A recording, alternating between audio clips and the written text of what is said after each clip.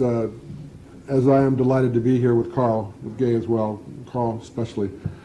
And I was sitting here listening to Carl when he talked about being here with colleagues, and included me. It was I found myself tearing up to think how far I've come.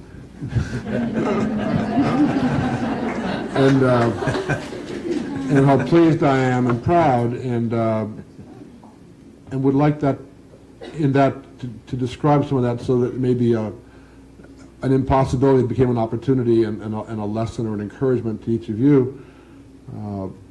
And if today has a particular, it's lovely being here with Carl, and more importantly, it's each one of us leave here with more of ourselves, inspired to go out and live as Carl lives, to bring our own selves into peaceful encouragements and relationships in our own workplace and in the world movement and all the rest.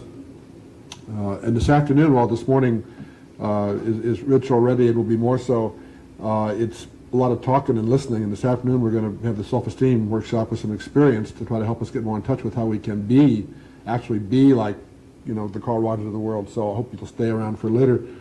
But my history with Carl started 20 years ago this year, when I, out of my own needs, in a time of despair, went to get some therapy and got referred to a priest, because I was very Catholic and that was my security identity. I went to a priest friend who said, I don't know anything about that, go see this other priest friend. So I went to see this other priest friend who had been trained by Carl Rogers, who I'd never heard of before.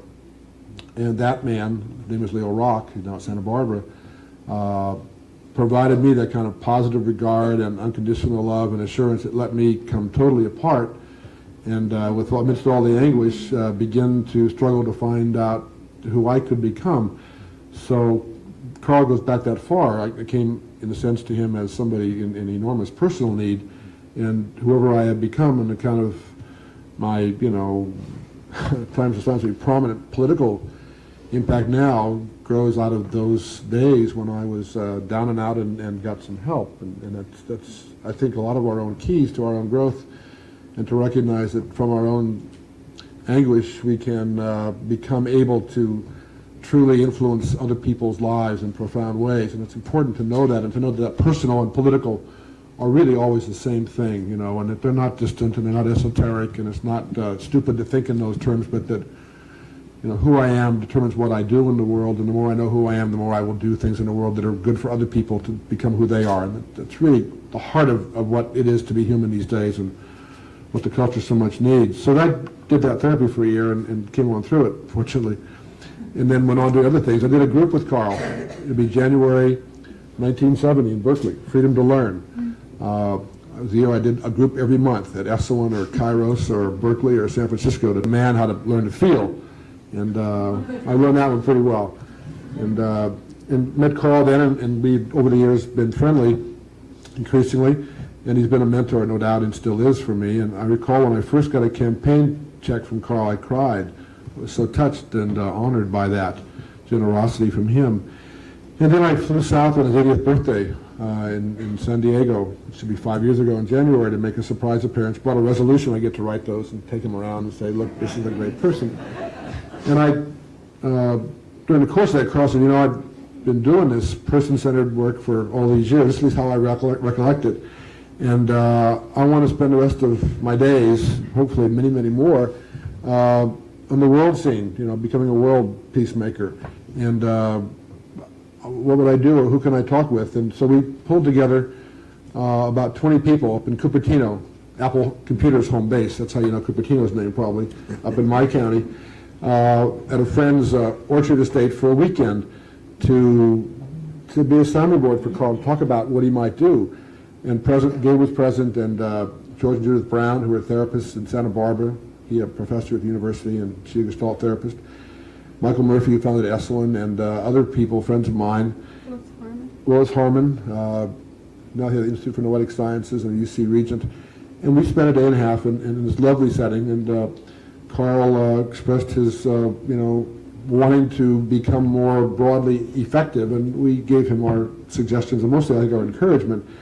And the one line of that weekend that I've quoted since then, I think 1,000 times, came from Judith Brown, who's one of the world's, I think she's the world's most gracious person I've ever met, at least. And That isn't to disparage anybody else I know, but I mean, she's really very special. And we talked about the Russians and the American international relations. I said, you know, I'm a couples therapist, and I realized, listening to all this, that the same rules apply in all relationships. The most intimate lover relationship, the most international global relationship. Trust or distrust, inclusion or exclusion, invitation or distance, immediacy or carefulness and deliberation. And that lesson, you know, I've recalled to myself so many times. So Carl went ahead and got with Robert Mueller and Corazzo and things kept growing, and I served as sort of an advisor from a distance. I'm no international expert, but I had some political skills and contacts. And then Carl asked me to go over, and I said, sure, you know, of course, and went over to Austria last November. And there were the 50 people there from 17 countries, and they were from Chile and South America, Chile and South Africa and the Philippines, although they were more facilitators, but not all. And then academics and legislators and diplomats and all the Central American high heads of state. And pardon? Palestinian? Palestinian, right. And we're going to see next month in Israel. And this guy's head of the Palestinian nonviolence movement. The Arabs in Israel wanted to try to get things together there, and who would like Carl to come there. And the setting was lovely. It was this hotel on the shores of this lake in this resort town. We drove in from the airport. I drove in with the woman from Swedish Parliament who wanted at the airport, and drove into the town, and it was bleak. It was bleak. It was foggy, and it was cold. Curious start. By the fourth day, it was sunny and warm. You know, not bad. And it's a little town called Rust, R-U-S-T, and it's a town that's noted for its being part of the wine country of Austria. It's also noted for storks in all the roofs that nest there. And I thought, maybe this is an auspicious place to have something that might give birth to a real world peace movement. You know, there's lots of efforts that are going on. I'm part of several and know of many. And there's no one effort I know that is so literally hearty and hopeful, because it truly is an effort to model what it means to be peaceful and to invite others to open up to their own capacities to become peaceful as well. And that, to me, is the real hopeful solution to the whole international conflict scene, as well as local or immediate conflicts.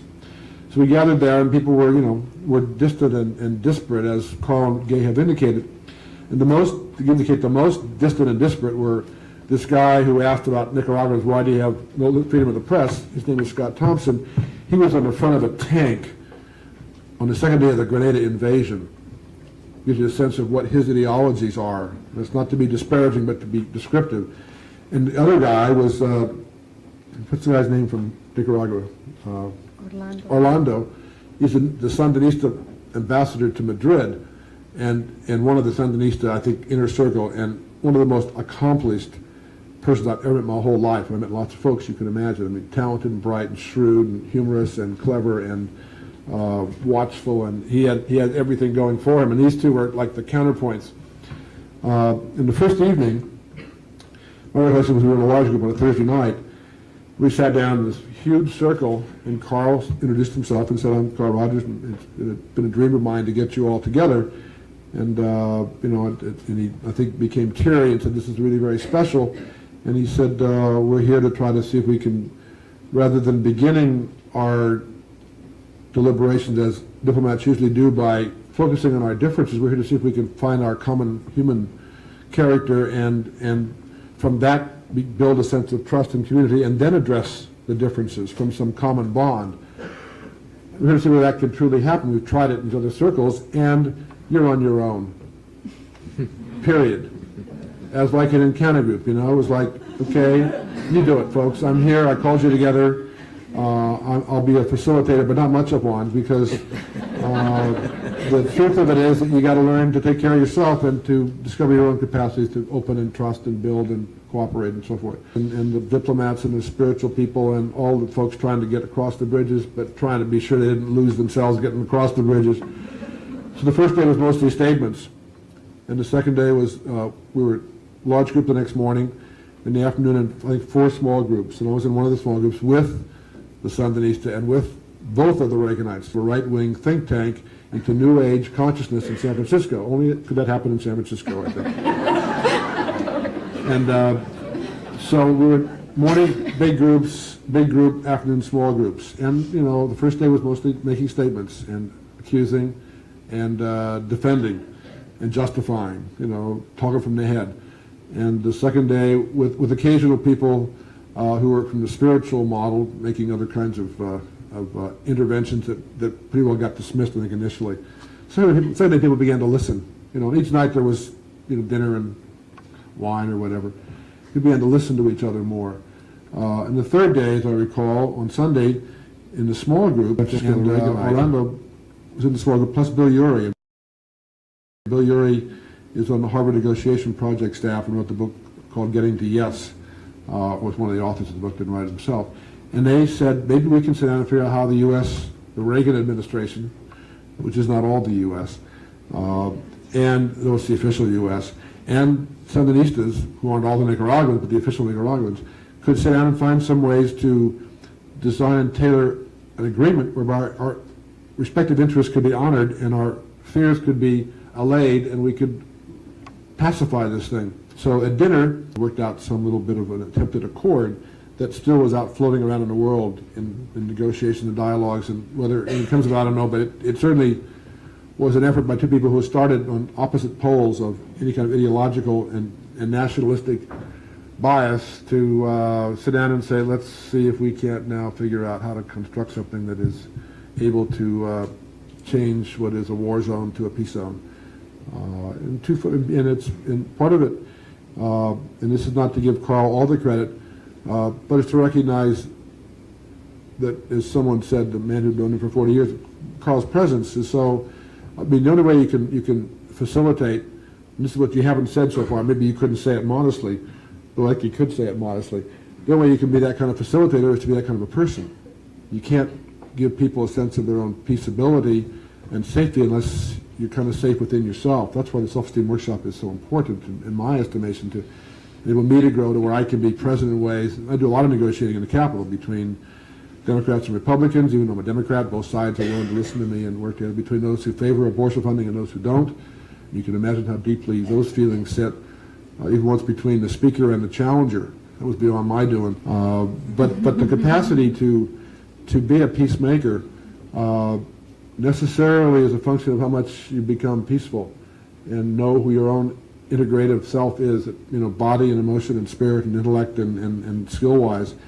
And that's where, I mean, Carl literally, by his presence that first night, gave everybody permission to be themselves, non-judgmental, affectionate, you know, pleased to have everybody there, welcoming, so people felt as though they were individually honored, dignified, belonged, and welcomed and encouraged, and permitted to be themselves. And so far as each of us has a peacemaker role to play, and my sense is each of us has that role to play, it's crucial that we really take the responsibility for addressing our own developmental stages to become more and more that in our own lives, in the most intimate relationship as well as the most global that we can reach to in our respective walks of life or our respective endeavors. So the 4 days, you know, just you could see the people begin to let ourselves express and reach for our own deepest desires. Someone talked about how the guy who was skeptical about whether you could do this with people at negotiations because they have so much at stake and their identity and what they really want. Well, my sense is that's true, and what they really want, what they really want beneath the rest is some peace and some trust and some recognition and some safety, some sense of security. That's beneath the war stuff, I think, most of anything else.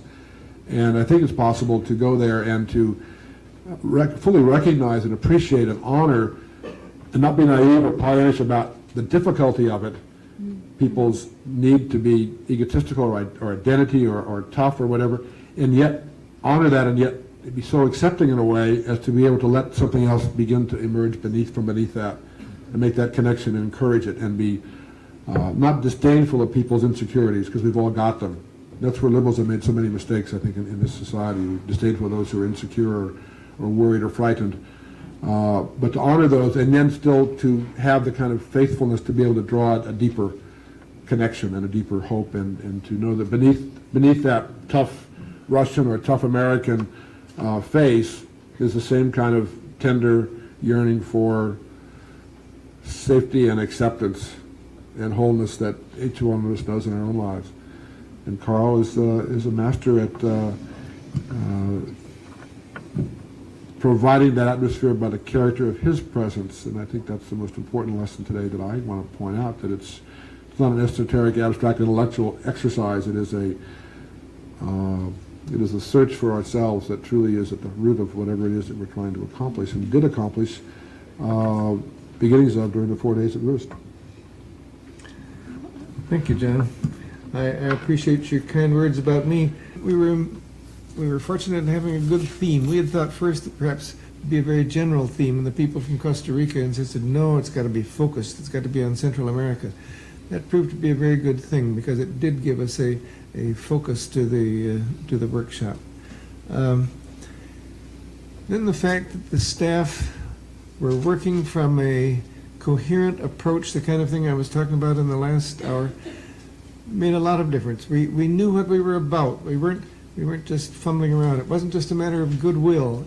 We had a sensible model and theory from which we were working. I think that was important. Then the fact that we did have a staff that was experienced and knowledgeable and excellent in facilitating communication, that helped. And the fact that the staff didn't panic. To deal with people of high status is not easy. Then the fact that for the first 2 days, as John indicated, a lot of it seemed like speech making and intellectualization. And some of the Americans were saying, well, this hasn't worked, now what will we try? And it would have been very tempting for the staff to panic and do something different. We felt, no, we've trusted groups in the past and they've found their own direction. We will trust this group too. And it was not always easy to do. It demands patience, but it demands of faith in the wisdom of the group. And that was good. Then the fact of having a comfortable degree of structure. We didn't start out with no structure at all. On the other hand, the structure we had was very simple, just large groups and small groups, but it made people feel, okay, we know where we are, we know where we're supposed to be, so that for once there was no real discussion of structure or a lack of it, which is rather unusual. And then one thing that was just good luck. I think it was Saturday night, that we went, Sunday night, we went to the Hurrigan. That's a nice Austrian custom. When the grapes have been brought in for the year, then the new wine is tasted from last year. They make a big thing of it with wine and some food, not quite enough food. So we all went to this inn very nearby the hotel. And by that time, this is my interpretation of the situation. By that time, we had created a sufficiently safe climate that people were not only able to talk and get relaxed with the wine and so on, but they really had more understanding of one another. Though that night, too, there were some very violent attacks on each other. But the whole range of feelings could be expressed. And that I felt was something we hadn't planned, hadn't counted on, but I think it did help the coming together. So by the end of that workshop that we had accomplished a number of our major purposes. We had been able to bring together influential people of high status. We had found that they could meet as persons. We had learned a lot about the fact that it's not quite like a group that is not political, but we also felt that we made progress in learning how to handle it. In other words, we ended up with the feeling, by gosh, this could be done with world leaders at any level if they were willing. And I don't know that they ever will be. Probably not in my lifetime, but we do have a model which is feasible, which can facilitate dialogue even between people who are violently opposed to one another. And we feel that on a small scale we showed what is possible, and that was very important to us. That Sunday night that Carl talked about at the Hurrigan, just the tavern. Every tavern has its new wine. We went down there. All of us early went, and Carl was feeling tired, and he wouldn't tell you this other. He's going to tell another Carl story now. Right, but then, but so that's my last one. I didn't mean to say earlier that Carl was everything. What I meant to say was that Carl is a wonderful model who shows us how a person can become, and that then each one of us ultimately and immediately must become that ourselves. But Carl was tired, was not going to go down for the evening, and I said, you know, I'd really encourage you to go down, just make a brief appearance and walk in and come back. So he walked in, and everybody stopped what they were talking and doing, dancing, and applauded. Or Carl, everybody applauded. There was a real warmth and appreciation for him and for the whole, that was all of us together. Then people were dancing and were drinking, eating, not enough, as Carl said. And these were the intense conversations and playful conversations, and I was in the middle of one, and it was intense, and it was ugly, nothing less than that. And three parts of it came to mind. One of them was that there was a woman active in Central American matters, and she kept trying to kind of pacify it, and Scott kept turning on her, and finally he said, "Janet, just shut up." He said, "You're a rich Jewish girl, and you're just a bleeding heart liberal." And she started to cry. She said, "Scott, my parents were at Dachau, and I grew up with nothing." And that finally called him, and at that point he's kind of, you know, he couldn't be much more obnoxious. I don't say this to put him down, but just it's the way the process worked. That's when he kind of softened, and then the dialogue changed, and then the Central American heads of state were at this other table. Sounded to me like chattering in Spanish. I don't understand Spanish. They were talking, you know, and animated as Latins are more than most of us Anglos. And in the middle, this thing was really intense here. They stopped and they leaned over, and in English they started chanting, "Give peace a chance." And that, you know, affected everybody. And finally, by the end of that evening, exchanging pictures of the kids. And that's how the evening ended. And it was, as Carl said, fortuitous in a way. And yet it was, you know, the way things happen when people are together, that they figure out how to get together. I want to tell a John Vasconcelos story. John won't tell you this, but during that party, he called me over and he said, "God, Gay," he said, "I was up all night." He said, "Till 4 o'clock this morning." And I said, "I bet you were, you know, in that political..." No, I was writing something. And as it turns out, John wrote till 4 in the morning one of these eloquent statements from the heart and the head, as he's so renowned, for which he's so renowned, about the merits of working and including the person-centered approach in international policy making. And at the end of the program the next day, we had 2 declarations which came out of the meeting, and none of them, it wasn't sponsored by us, but by the community. And one of them was John's declaration on applying person-to-person approaches internationally, and the other was a support of the Contadora, which the Latins communities developed there, supporting the Contadora process in Central America.